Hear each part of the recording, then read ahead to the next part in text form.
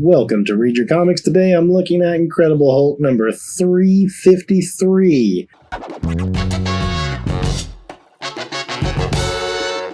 Thanks for joining me today. Before I dive into today's book, I just want to say thanks to all the viewer support. Every like, comment, and subscription is appreciated. If you're enjoying positive comic content, please consider hitting thumbs up. Comments are always encouraged, and if you haven't done so already, why not subscribe so you never miss any future videos? I created this channel to entertain, inform, and maybe even inspire you to read some comics. If you think that's a good message and other comic fans need it in their feed, then your likes, shares, and subs tell the YouTube algorithm to get it in front of them. Now let's jump into this issue. By this point, I have discovered comic shops. I got this one in a comic shop. I remember picking it up there, seeing this cover for the first time. It's a good cover. I think this one jumps out at you. If you've been following the story along, you knew that Bruce Banner hasn't been in an issue since 344. So this cover really isn't Banner turning into the Hulk as much as the Hulk turning into Banner. And it's the first time that Purvis has got to draw that transition here. I think that's something that any Hulk artist has to take at least one good time where they have their kind of definitive transformation scene. One thing about the McFarlane era, he only did that maybe one or two times where you actually saw the Hulk transforming or Banner transforming into the Hulk or vice versa. A lot of times he kind of did it like a silhouette off panel, or it was more the reaction of the characters around him doing it. I imagine it's kind of a hard thing to draw because you got multiple figures, really. It's the same character, but you're going to do it multiple figures to get this look. I like this cover a lot, though. I think it really jumps out. So as I was saying, Bruce Banner has not been seen since issue 344. He did appear on the last panel of the last issue, and the Hulk had gone to bed and had a dream about how he survived the bomb blast. And when it cut out of the dream sequence, Banner was the one waking up in his bed. I like this opening splash page too. I like the chest here with the Hulk face on the lock. We got that Jeff Purvis lettering both here and here. Good opening to capture your attention jumping right into the issue. And, the Hulk is a enforcer right now for a Las Vegas casino owner. And there's another group coming in. It's hard to say because casinos are legal businesses. But there's apparently like some kind of turf war going on where these other casino owners are coming and they want to, just move in or something. It's strange to me because I think of casino owners really as legitimate businesses and they would just be like competition. But the way this story is all structured is almost like Baron Getty is a kind of a former mob guy almost. And that's who's coming in as this other mob group. But I don't think they really want you to think necessarily that Baron Getty is a mob person, because that's something I see misinterpreted often when people casually throw out the Joe Fixit era. They're like, when the Hulk was an enforcer for a mob boss, like a mob enforcer. It's like, no, he wasn't a mob enforcer. He was more or less a bouncer at a casino. Baron Getty has this whole thing about, keeping it classy and stuff. He's like old school Las Vegas. Anyway, so you got that bam bam on the door. Somebody's coming to break into Joe Fixit's apartment. Bruce wakes up, has no idea where he is. All he finds is this note saying to call Marlowe. He's like, who's Marlowe? Where am I, Hulk? What have you gotten me into? He's in this giant robe. Major confusion. All of a sudden, bullets start flying in through the door as these guys come crashing in. Bruce retreats under the bed, and these guys are looking for Joe Fixit. And this is kind of funny. A guy starts to look under the bed when this dude is like, what are you doing?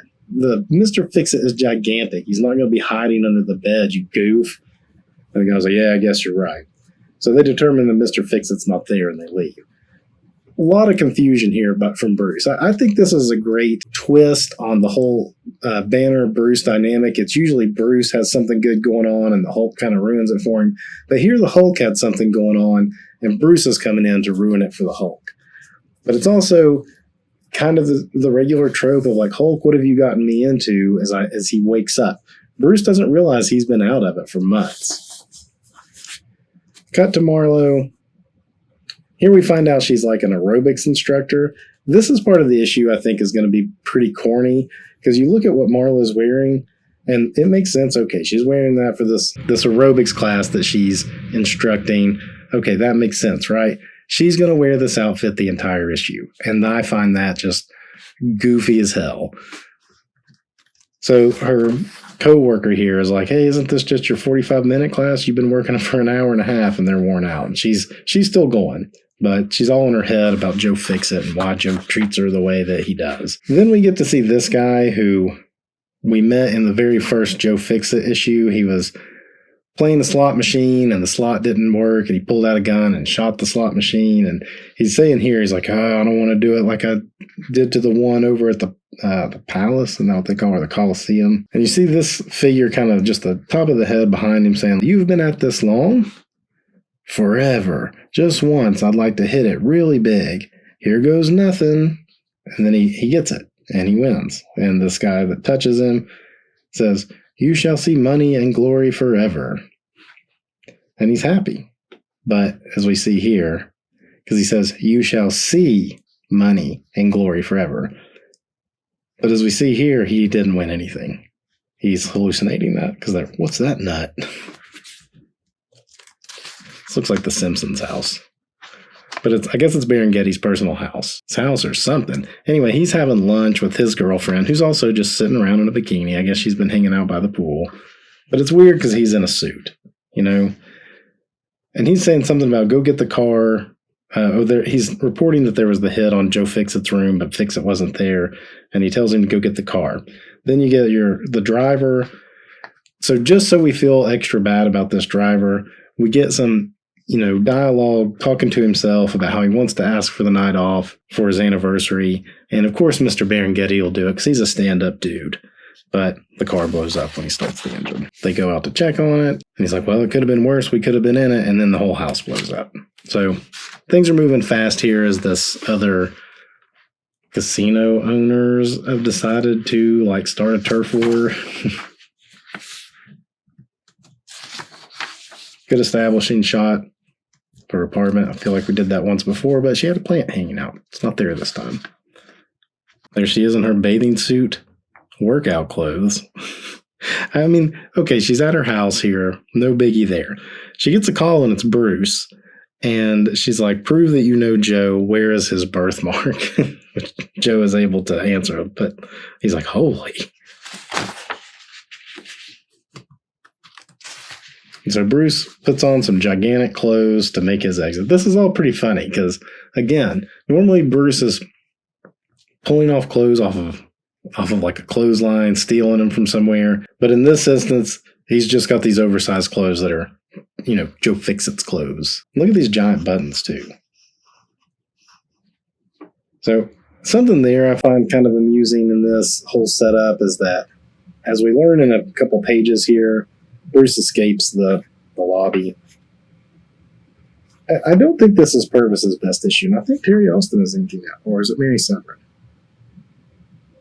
Yeah, it's Terry Austin inking, and I don't think he does a great job on this one. Usually I love Terry Austin as an inker. The faces in this one are lacking. I don't know what's going on with Purvis, but it's like every few issues he just has kind of like maybe he's not interested in the story so much, but his faces get really bad and just too simplistic. And keep in mind, when this is coming out right now, McFarlane had already been on this title. He's on Spider-Man right now. Liefeld's probably starting his New Mutants run. Silvestri and Jim Lee are doing X-Men about this time. I mean, and then you got Purvis, who's, the comments have said, I've gotten a few about people just saying they did not like the art in this run. And it is hard when you compare it to the things going on around it at this time to say that, this is of that caliber, and it's not, especially this issue. And if you've watched any of my other videos, I've been singing Purvis's praises, but in this particular one, I think it's kind of weak. So Bruce in his oversized clothes, he realizes he's in a casino. He thinks he's in Atlantic City, though, and not Las Vegas. And Marlo's coming to meet him, and she's still in her workout bathing suit. If this was today and she was just wearing stretchy pants and something like that. It almost made more sense, but like this full on just, she's in a bathing suit, just taking a cab. And then here he comes out. It's like, why are you wearing Joe's clothes? This old thing? I'll tell you later. We better get going. Then we see this older couple. Here's our guy that we saw in the casino with the guy at the slot machine. And he sees this older couple, says that, you two are just sitting there not even looking at each other. And as he touches them, suddenly they see each other as young people again and really start to, rekindle their love. And that's all setting up the next kind of arc. So Berengetti is now at the police station with his girlfriend after they've been blown up. Looks like he's lost a tooth right there. They've got like big black eyes and bruises and stuff. Give her something to cover up. Again, that's like another one of these things where I'm like, you're not even going to give her like a jacket or a blanket or something to put on. But I don't know how much thought went into that. It's like, oh, she's going to be in a bathing suit eating lunch, and we're just going to keep her in a bathing suit going forward. Anyhow, so then Bruce brings Marlo to her apartment. He sees the newspaper. And he's like, this can't be the date. And she's like, of course it's not the date. It's from last week. You got a pretty good expression going on right there, but the line work on this, it's kind of choppy. So then Bruce just kind of gets caught up on what's going on. He ponders how he's supposed to get in touch with Rick or Betty or Clay or any of them without tipping Shield off, making them come get him. He finds the magazine that her roommate had to find out a bomb went off and starts feeling a lot of remorse for what's he feels responsible for. He designed the bomb. So, pretty interesting pathos going on right there with Bruce. Then he runs. I think Marlo left for a while. She went out to get some food or something. Yeah, she says, I'm going out to get some food, and then you can tell me everything when I get back. Pretty trusting of Marlo. And he freaks out and goes to her medicine cabinet and finds some kind of pills and just downs them to go to sleep, right? Meanwhile, Berengetti and his girlfriend is friends with Marlo and her roommate. So they decide to go to Marlo's apartment to kind of lay low for a minute. And they just let themselves in. But here come the bad guys. They were following them. See, here we got our purpose lettering, which I've been saying is good this whole time. I just feel like maybe he wasn't too into this issue because it's a lot of banner. It's a lot of just plain folks standing around. Even his backgrounds feel kind of weak compared to what he'd been doing. Or maybe he was worn out from those Jarella's World issues. I don't know. And this issue is not great art-wise. So they're coming in. It also happens to be sundown, and the Hulk gets to come back out. And he just trashes those guys. Him and Berengetti have some pretty good... he's like, say goodbye to Vegas, and he prefers Las Vegas, which is a callback to the first Joe Fixit issue. And then they have some pretty good, after he dispatches these guys, they have some pretty good banter about where he's been, because he's been AWOL for a few days, and he doesn't know where he is. This tooth being gone is hilarious. And then, can I interject something? No. Okay. Not even a great Hulk face there, so, yeah, Purvis, not his best issue.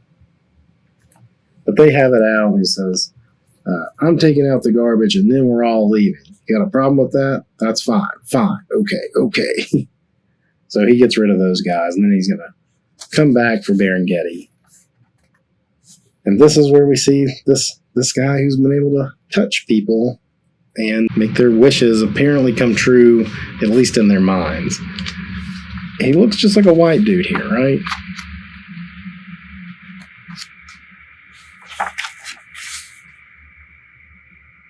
So here it says, wow, there was some gold guy talking to those two. He doesn't look gold. He kind of looks gold there. So Petra, Scotis, again, on the colors here. I've been saying Petra Scotese is a man, and Petra is a woman who has done some other things that I've seen and really liked. For instance, this book here, which I'm going to do a video on eventually, this is Petra Goldberg, who is Petra Scotese. And it's like, you look at the colors here, and it's like, wow, looks good. It's on a better paper. This all looks good, right? So I felt bad looking at this and saying, wow, this Petra Goldberg is really good. And then find out, oh, it's Petra Scotese that's been doing these Hulks that I've been kind of dogging on. So I don't know. I don't know why.